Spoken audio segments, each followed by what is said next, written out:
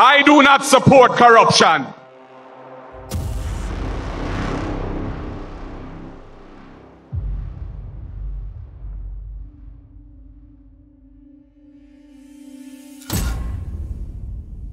If I were in your position, I would take with myself and hand over to someone else who is not compromised.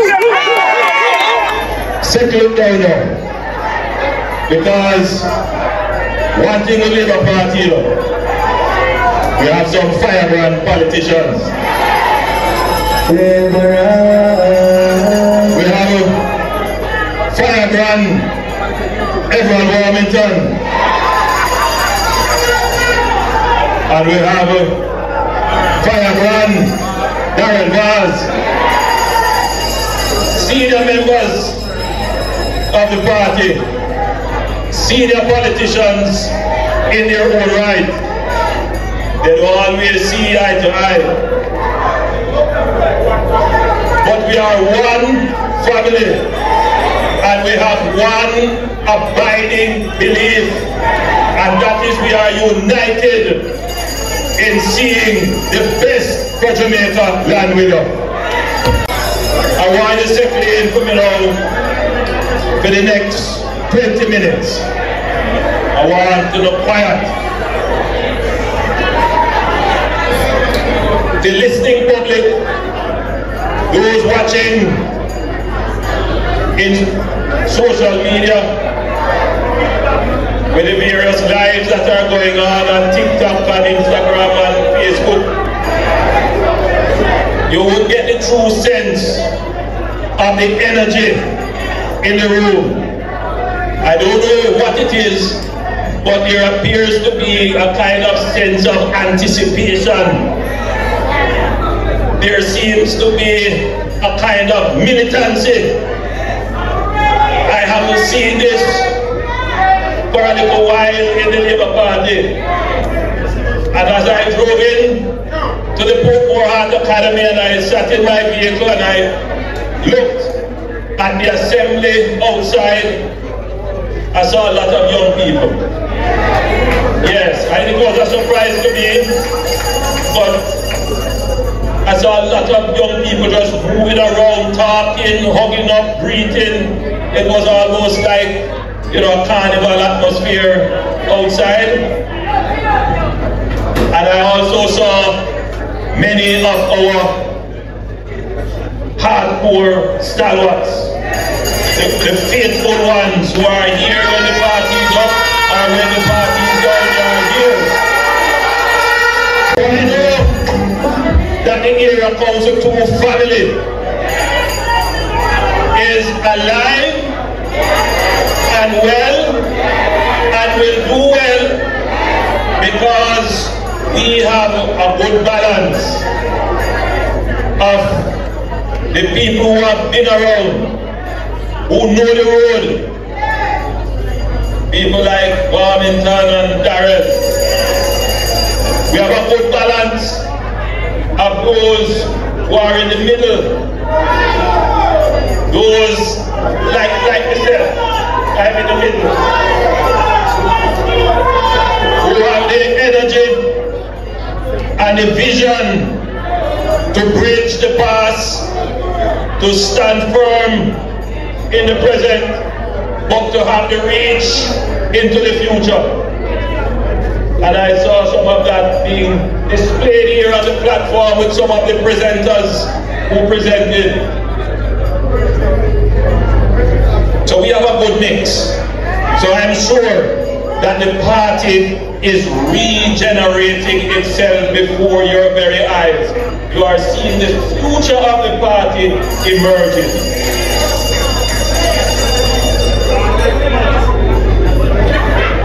But I also wanted to thank you for coming up. As you know, I don't take your presence here for granted. Each and every one of you is important to me. And I want all of you here who have sacrificed your Sunday evening to know that I respect and love you and care about how you feel and what you think, that your views matter to me and your voice is very important.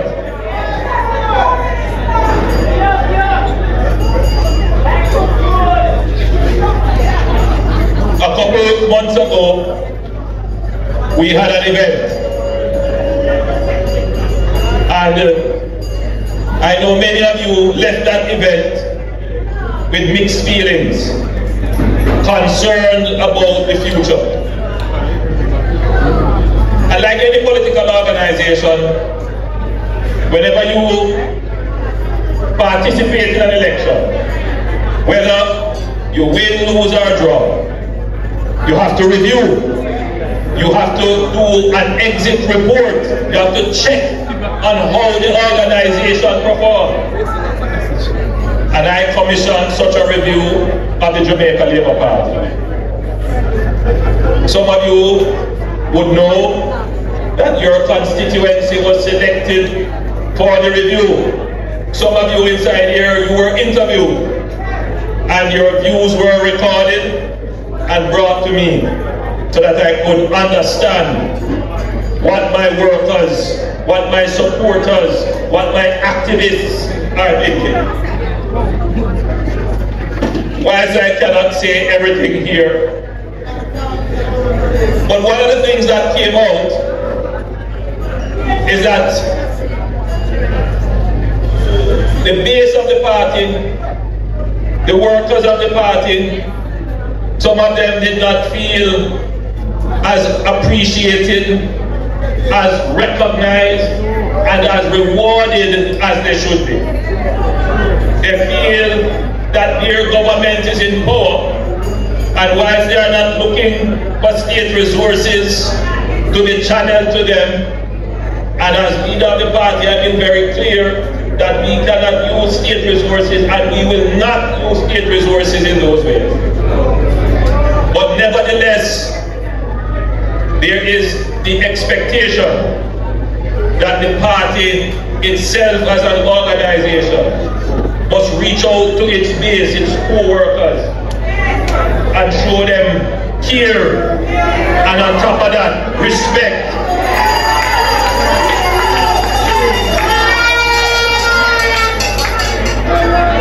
So we got a clear message from you in February, and like any intelligent organization, we have recalibrated.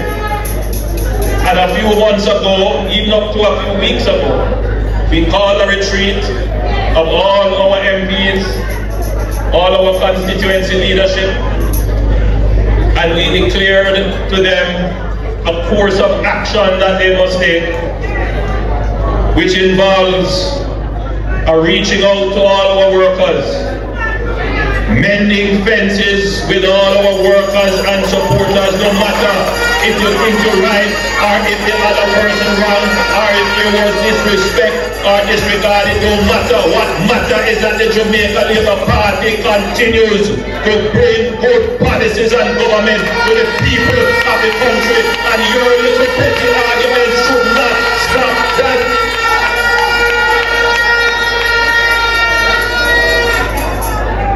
So we have given a directive to the leadership of the constituencies. Pay attention to your workers. Pay attention to your supporters. Hear what they have to say. Go out and take the cussing from the water and the road. Don't hide from the people. Because of what I keep telling you. When I go out on the road, no matter how much water I say I bring, Matthew Samuda was here talking about all the water projects for Portmore. No matter how much road I say I'm building, no matter how much house I'm building, somebody still going to stop me and say, no water in there, my yard. The road we run past my gate, no fix. And in our democracy, even that person, even if you think it is unreasonable, it is quite reasonable for that person who is a voter, when they see them MP, to raise the issue with them. And you know us Jamaicans, we're going to raise it in the strongest way. But as the MP or the candidate caretaker. You can't run from that. You have to face the people and take the cousin, and then after them calm down, you explain yourself. Because it has been my experience that is either them run come hug me up, and then after them hug me up, them say, you see the road? Or when I reach, as it happened in Northeast and one lady cussed me out about her water for how much years. I asked her, how much years you don't have water? She don't have water now for over 20 years. I said, lady, you know, I have just in government since 2016 and I'm trying. She said, me not here. Other people, other community are getting my water now. And it is just the reality. We were able to respond to her by giving her a drum. And then she tell me that, look here, the drum not going to be enough. I need 3 refills of water. And we end up taking care of that for her. The point I'm making to my leadership here, some of you are on the platform and those who are listening. It's rough out here. It's not rough because of the Jamaica Labour Party. Every Jamaican knows that the Jamaica Labour Party is making it better. But the frustration is such that if they don't see you, and if they don't feel you, and if they don't believe that you are acting in their best interest, they are going to stray. They're going to listen to all kinds of false prophets. So, Jamaica should know that the Jamaica Labour Party is not just sitting down and believing that our good works alone will get us across the line. We have a slogan, and we say this: better politics, create better policies, and better policies create better people, and better people create better politics, which go on to create better policy, which make people better. The virtuous cycle. Where are we in the cycle now? We are in the politics part of the cycle. There is no doubt that in the first go round of the cycle, we put forward better policies, and we are making people better. But we have something called the political cycle, and that is where we are now. The contest for ideas, the contest for better policies, the contest for your mind. There is a battle going on right now, being waged in the most underhanded way sometimes, for your mind. Your mind is like your body, you know. If you eat sweet food every day and high carbohydrates, you're going to get diabetes. The same thing that if you listen to nonsense all day and feed your mind with rumors and propaganda, it is going to create a bad mind. So as labor rights, I am saying to you, and speaking now generally to the people of Jamaica, as we are now in the political cycle, we are now in this battle for the mind. Don't be tricked.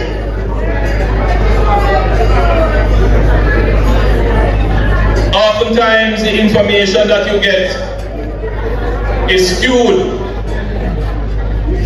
biased, untrue. Now I want you to follow my words here very carefully. Jamaica is a free country, and we believe in freedom of the press. And we must do everything in our power to protect the freedom of the press. I want you to understand that this government is very clear in everything that it does, that an important element of our democracy for which we are respected internationally is that we have a very free press.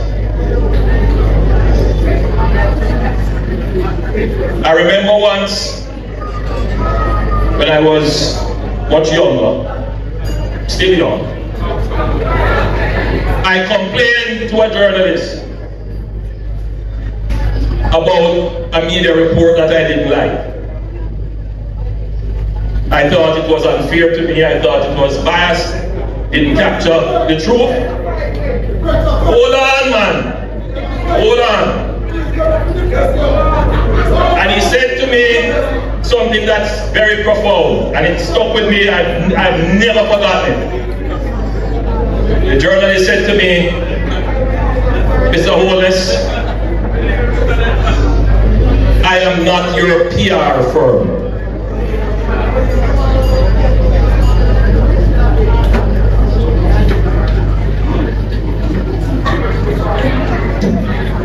That says it.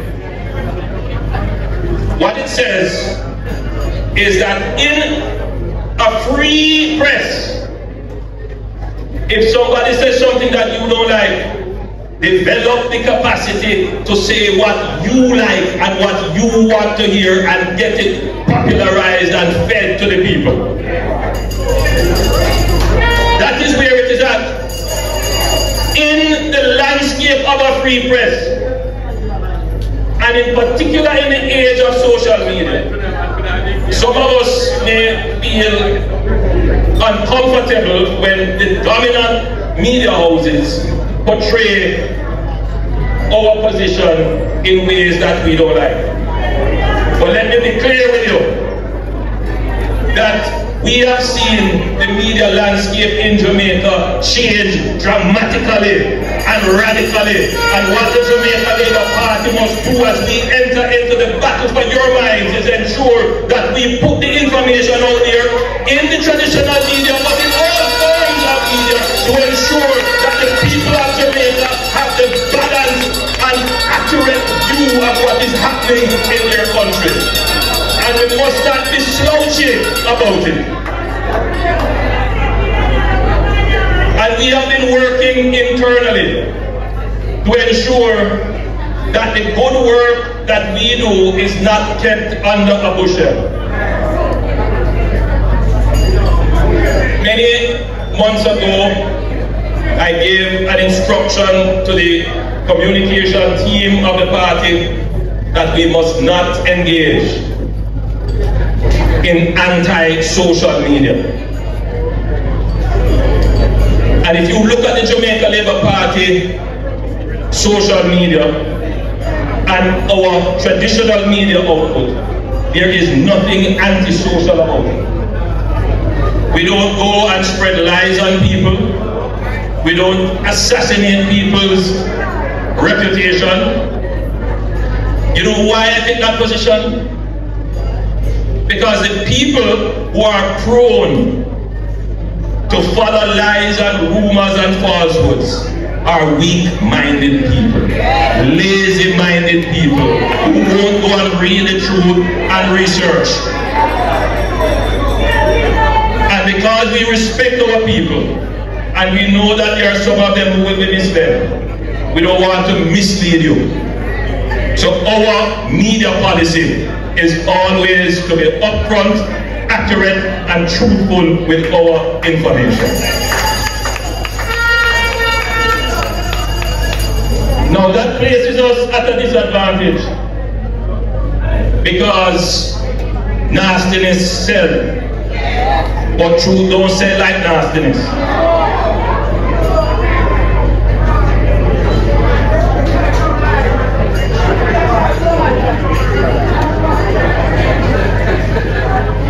You know, I could go on and give you examples of the nastiness that PNP associated people do and put up every day, and how weak-minded people who don't read believe. But I'm not going to contribute to that, because as a man of faith, I know that two wrongs don't make a right. Now, our party is at a point in its government, after 8 years, almost 9 years, where the burden of government can get very heavy. Sometimes, you know, some of the things that we achieve, I don't even remember them. Is when a minister might say, but Prime Minister, you don't remember this. Because there's just so much happening that. So what it does, it affects sometimes the message delivery and reminding people about what we have achieved. And sometimes we forget to remind people of what the PNP did in their 18 and a half years plus their 4 years that they had recently, because somehow them talk as if they are lily white and clean, and as if they are starting fresh and new, and that their history is not a part of their DNA.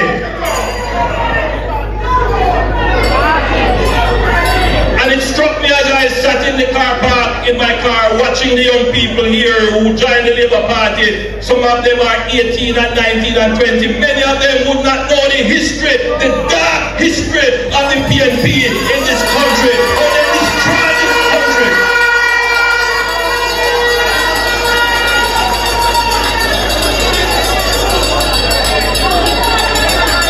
Many of our young people would not know.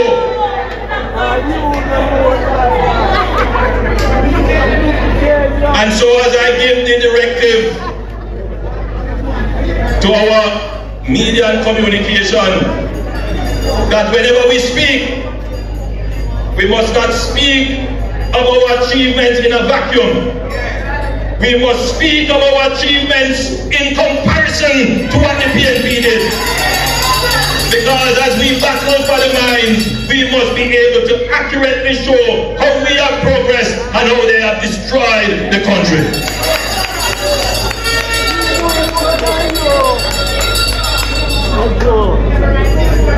I decided to get involved in politics. Not only because my mother was a strong supporter of the Jamaica Labour Party. My father was a strong supporter of the PNP.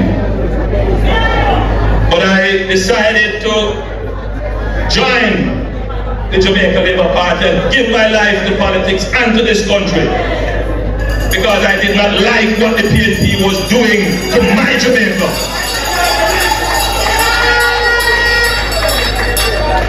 I did not like PNP-Ism and how it infected every institution of the country with a kind of thinking that is backward and destructive. PNP-Ism. And so I decided to put myself to the people. And I have never backed away from the scrutiny of the people. I am the most scrutinized leader of this country ever.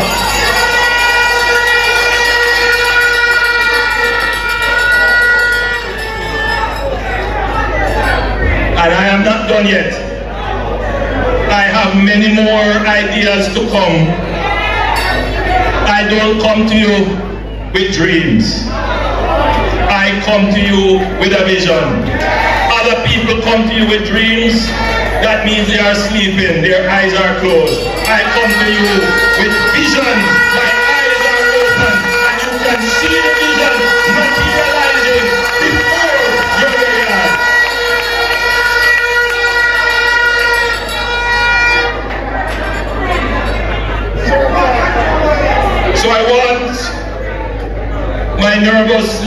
rights to appreciate that you are part of an intelligent party, and we do our empirical checks.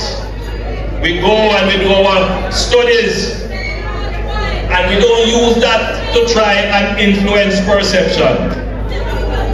I don't generally speak on this, but I found it very interesting that someone from the belly of that other organization, well, maybe not from the belly, but associated with them, was able to speak on how that organization used polls to shape public opinion so that the weak-minded, the person who genuinely don't know, and those who are inclined to believe that nonsense, believe it. Because of how they use polls. Don't mind you, it's not me say so. Go on YouTube and see the explanation as to how they use poll to manipulate people's views and perspective to get their own way. We do not do that. We don't do that. So, I'm in this hall, Boatmore Art Academy. This is part of the vision of the most honorable Edward Philip George Seaga.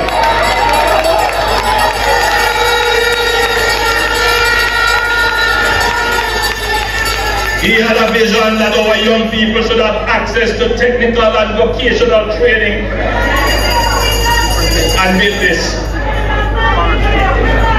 40 years ago, our economy has moved on.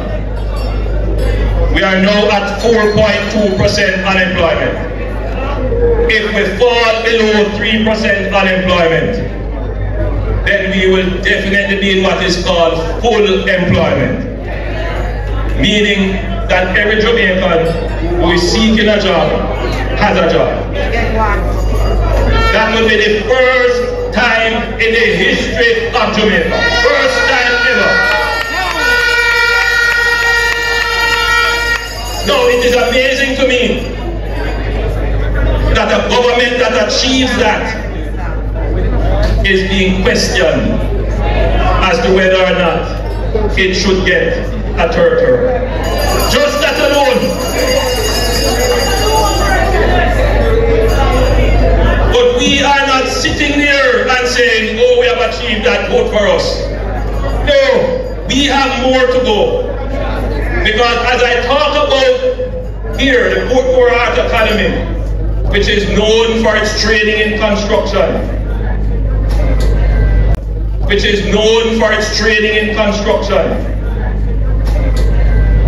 Jamaica is now looking to develop itself as the technological hub of the Caribbean. And Portmore will become the Silicon Valley of Jamaica. That is our intention.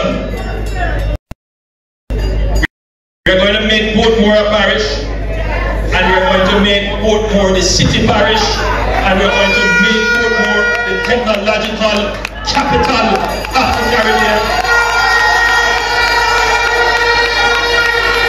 Because you have here the human resources, and as I say, I see a lot of young people.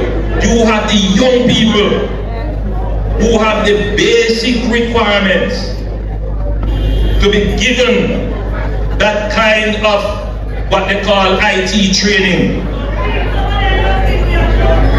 And you also have here a very good representation of the global services industries. You call it BPO, but we move away from that long time. What we're going to create here now is called knowledge services. The people who write the programs, the people who check and correct the programs, the people who do the accounting, the people who do the auditing, the people who do the legal and paralegal, the people who do read the medical records and the medical charts.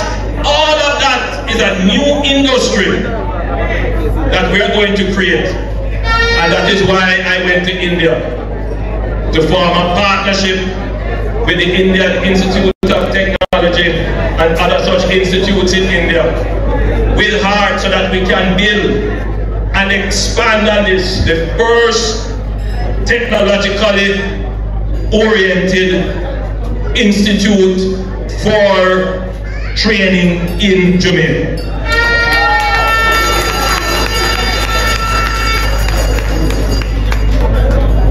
So we have big plans for Portmore. But when I say we're going to make Portmore a parish, it's not just because it will vote politically, because the area will need to be administered differently. This area will need its own form of government. There are some other things that we are doing. You may not see them yet, but they have started. How many of you know about Grange Lane? Grange Lane has started. Grange Lane is a multi, I'm going to give you the full figures on that. Grange Lane is $925 million. And that has started. I'm going to take a look at it shortly. We're going to do Britain to part of Hellshire. That is from Nago's Head to the part of Hellshire leading to Greater Portmore. That will start either late this year or early next year. And that is for $2.4 billion. We're going to do a new entry to Portmore. That is from Mandela, winding Municipal Boulevard leading to Grange Lane. That is going through the investment assessment process. So Portmore will have its own dedicated entry. So that is going to really now expand Portmore. Not to mention the work that we are doing in Bernard Lodge. We're going to have in that area about 15,000 new houses when it is finished. Already about 3,000 houses have already started to be built there, and more to come, and it's going to move very rapidly. And the Factories Corporation has planned a massive tech park for Nago's Head. So when you put the whole thing together, new roads to manage the traffic, 15,000 new houses for people to live, only for young people who just graduate and get them the house there. Plus the tech park, a massive tech park with the people that we train to do the IT. Yes, Portmore going to become Little Miami when we're done.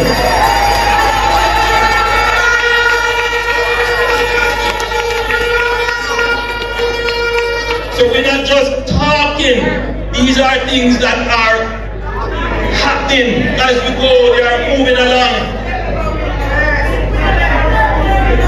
But the one that I love the most, because it just shows the difference between them and we. Them have a bad tune, you know. It said they are not like us. Where's the selector? They don't know that song then. It's a nice little hip hop song. But anyway, hold on. Because the truth is, they are not like us. They promised that they would build a park in Portmore. They went there and they broke ground and they plant tree, and all of the tree them dead, and it's a dust bowl that has been a nuisance to the people. Your member of parliament called me almost every day about it, but we had it going through the process, and your park is now now being built is not just a park, but it is going to be the best park in the Caribbean, and it will have facilities here to serve the community. They are not like us. They not like us. They not like us. They not like us. Hold on.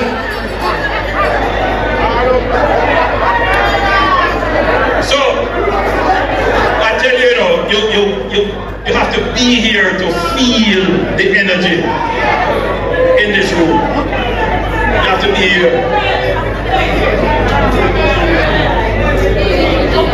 Portmore is special to me. And we're going to do right by Portmore. We will make Portmore a parish, and we will fulfill all the commitments of roads, of the waterworks, not just for potable water, but for your sewage. Because we're going to work very hard to ensure that the SPARK program starts before the year is out. I don't know if you heard, but we started out at 40 billion for the SPARK program. But I came here a few months ago, and the residents said to me, there are plans that are not working, means that are broken, and we went back and we said, if we're going to do the SPARK program, it can't just be road. We have to do water and sewage. So we have added $5 billion to the $40 billion. So it is water, road and sewage. So all the complaints that I know are still here in Portmore, they will be addressed. Little by little, we are addressing the pain points. Minister Vaz told you about the increase in the number of buses. Perennial complaint. We're going to bring in another 100 buses early next year. The bulk of it is going to be in Portmore.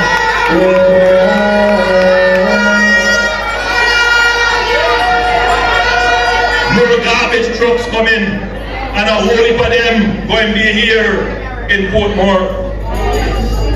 So a lot of things happening for the people of Portmore.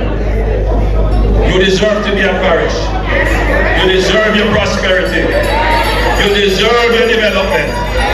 And by God and the support of you all the people, we will fulfill your dreams and aspirations. God bless you. I love you. Thank you, my family. Loyal viewers and subscribers, honorable people, give thanks for your support to the AVI-NUE. Know that I appreciate you sincerely. New viewers, welcome on board. Know that your presence is appreciated. Please subscribe to the channel and help us reach 1,000 subscribers. Thank you. United we win.